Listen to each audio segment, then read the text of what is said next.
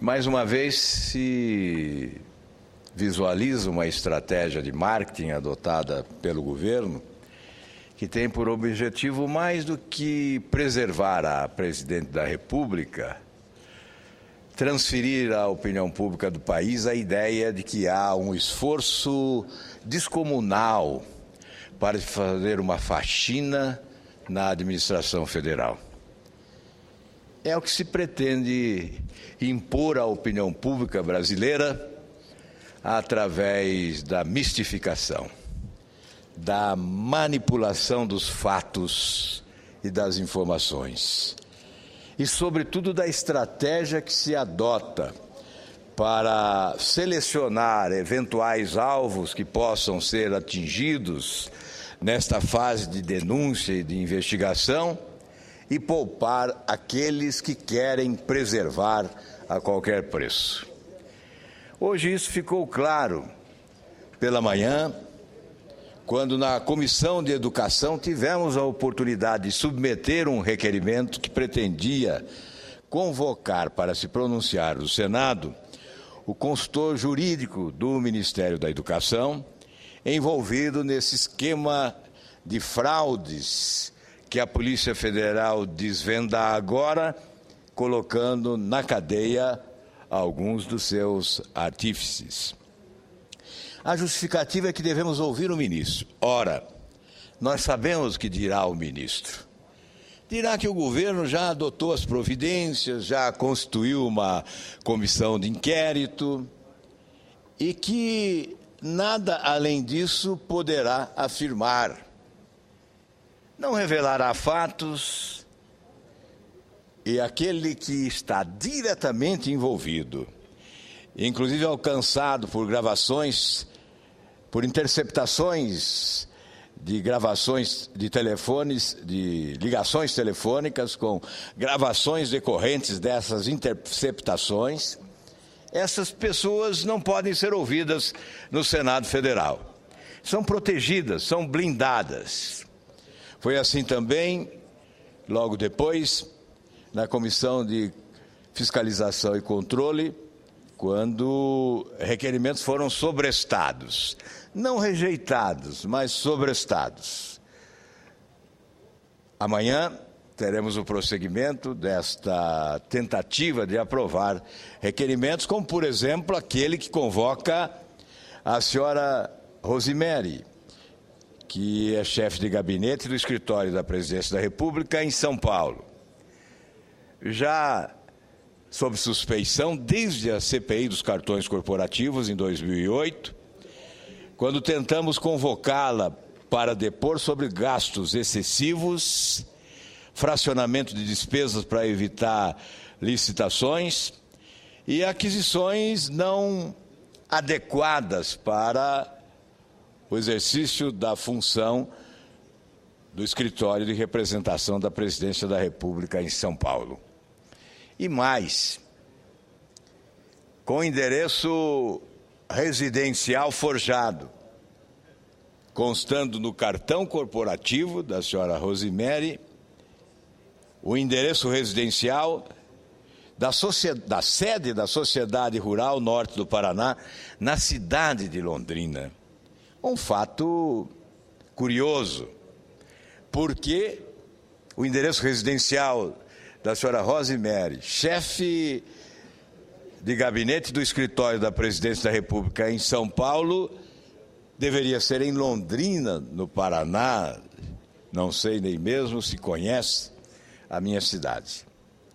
Aliás, essa senhora visitou 23 países na comitiva oficial do presidente Lula e agendou inúmeras reuniões com empresários para o comparecimento do presidente Lula, sempre revelando muita proximidade com o chefe de Estado, sempre revelando muita intimidade com o governo do país, sobretudo com a presidência da República. Manteve-se no cargo e a presidente Dilma foi obrigada agora a exonerar esta funcionária de confiança do governo petista.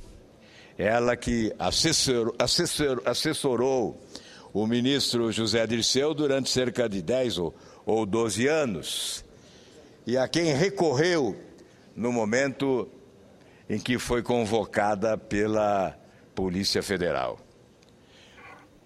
O que nós queremos registrar é o nosso inconformismo com essa postura insincera de quem tenta passar a ideia de que há no governo um esforço de moralização. As atitudes se contrapõem a essa manifestação, porque não é evidentemente plausível admitir que se convoque o ministro, mas que não se convoque o servidor público envolvido diretamente no esquema de corrupção. No caso do Ministério da Educação, as gravações demonstram que a relação de promiscuidade se deu com a obtenção de senhas para facilitar informações, a fim de que licitações fossem dirigidas naquela pasta de grande importância para o país, que é o Ministério da Educação. No outro setor da administração pública, a ANAC, as agências reguladoras. Tivemos aqui um episódio importante, com a rejeição por 2 vezes da indicação do senhor Vieira, que na 3ª vez teve o seu nome aprovado. Ora, por que essa insistência, por que essa persistência, por que esta imposição? Seria ele insubstituível? Seria ele alguém que indispensável para a atividade, a ponto de promover esse desgaste político com a insistência na aprovação do seu nome? Agora se sabe por quê. Ele tinha uma defensora poderosa, a senhora Rosemary. Ela foi responsável pela sua indicação. Nesse esquema de aparelhamento do Estado, de loteamento dos cargos, de inversão de prioridades, quando se confere ao partido político, quando se prestigia a agremiação partidária como contrapartida ao apoio que oferece ao governo. Esta área é essencial agora investigar, senador Cássio Cunha Lima, porque há pouco tempo, nas privatizações dos aeroportos, levantou-se a suspeita de que as empresas vencedoras não eram as mais credenciadas. E foram vencedoras. Empresas mais credenciadas foram preteridas. Esta suspeição se levantou à época. Agora é preciso investigar para confirmar se houve contaminação do processo de privatizações com a presença desta quadrilha na estrutura da administração federal, fraudando licitações, beneficiando desonestos. O Senado deveria reagir de forma mais veemente. A bancada governista não deveria convalidar procedimentos dessa natureza. Deveria, isto sim, avalizar a convocação de todos os que se envolveram nesse processo. Nós confiamos na Polícia Federal, confiamos no Ministério Público, aplaudimos a Polícia Federal como instituição independente e o Ministério Público. Mas o dever desta casa é propor transparência aos fatos, é colocar o mal à luz para que ele possa ser conhecido pela sociedade brasileira e condenado por todos nós. Portanto, senhor presidente, eu vou repetir o que já disse inúmeras vezes. Esses escândalos são fabricados pelo sistema promíscuo, que estabelece uma relação desonesta do poder executivo com o legislativo, com os partidos políticos, políticos de modo geral e agentes privados. É o sistema do balcão de negócios, onde moram os chupins da República. Sim, nós temos que combater esse sistema. Os políticos de bem, e eles existem, devem assumir esta missão. A missão, a meu ver, essencial, que é a de destruir esse sistema de promiscuidade que é sustentado no Brasil, especialmente há 10 anos.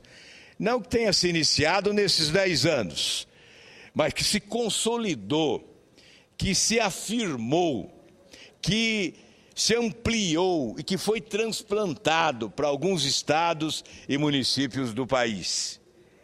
Este é o sistema fábrica de escândalos, que não se esgotarão enquanto o sistema estiver presente, estiver sustentado pela maioria política, que lastimavelmente não tem ouvidos para ouvir o clamor da sociedade brasileira, já que esse sistema perverso é uma tragédia para o país, já que esse sistema permissivo depreda as finanças públicas e fragiliza a capacidade de investimento do Estado brasileiro nas várias unidades federativas. Este é o sistema que tem que ser destruído. Eu vou repetir, eu serei repetitivo, repetirei incansavelmente. Certamente muitos se cansarão de ouvir, mas enquanto esse sistema estiver presente na atividade pública brasileira, terá o nosso combate. Nós iremos até o fim do nosso mandato no combate a esse sistema. Muito obrigado, senhor presidente.